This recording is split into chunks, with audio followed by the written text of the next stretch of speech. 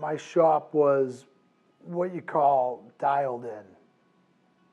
We had reached where we were cut specs were near perfect. Our metric numbers were near perfect. Our sales were through the roof. Our sanitation was beyond approach. And I was definitely felt like I was feeling it. I was feeling good. So my regional manager, this gentleman Alfred, was coming in. They come in, check in, take a walk. They walk your department, give you another set of eyes, give you information. They get with you and make sure that things are going right, and they help you out if they're not. I remember that morning thinking to myself, there's not a thing that he can tell me right now that isn't perfect, that where I need to improve. I mean, the last time he was in, I was near perfect, and underneath the meat cases, there's a little bit of a drain that shows. It's about that much of the drain.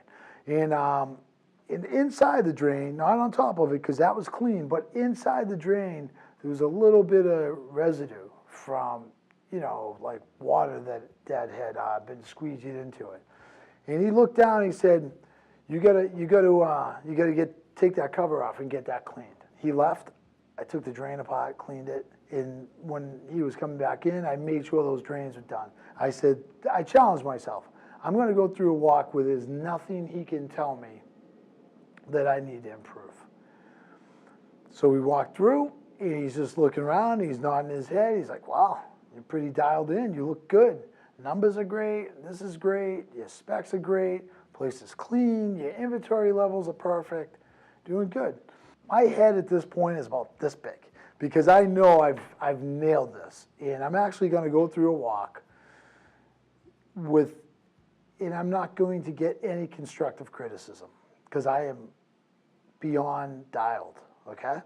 So he looks up. He looks up at the lights, and I right away say, I'm like, those lens covers have been taken off and cleaned and dusted. He goes, that's not what I'm looking at. You are clean up there. What I'm looking at is, what kind of light bulbs are those?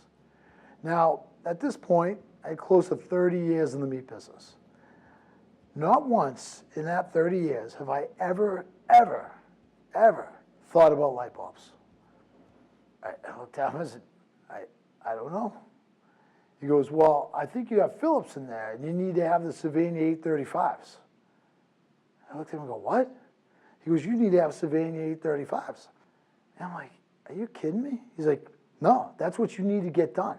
You need to get on this right now. And then he gets on me as like I had a fire in the case or something, left it burning. He's like, you need to know that. And you need to be able to be so on top of things that you know what light bulbs you need. And he left. And I thought some bad things about him at first. And then I said, man, I got to get right on this. So I call a light bulb company. They come in.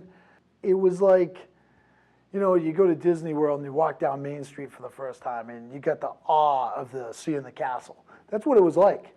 It was like this incredible pop. And I had looked at meat in my displays and my presentation in a way I had never seen before, all because of these light bulbs. So that's a perfect example of reaching a level of the highest standard, but then getting mentored back to that by my regional manager and being coached up. Like, hey, you're not looking at everything here. He found a way to make me better, okay? And now it's something when I talk to young meat managers, I always bring up the light bulbs. Hey, you look good, but make sure these are the light bulbs in your case. And that is a great example of finding ways to raise your standards.